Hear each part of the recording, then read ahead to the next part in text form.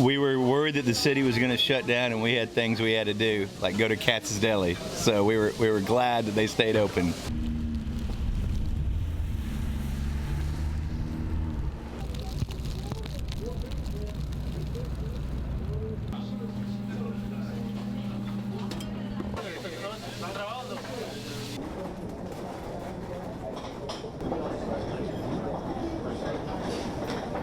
Well, being from Seattle, I'm used to weather, and we go out in it all the time, and they said 12 inches, and we got 3 inches, so to me this was a bargain, and I wanted to get a great meal that I'm going to get here.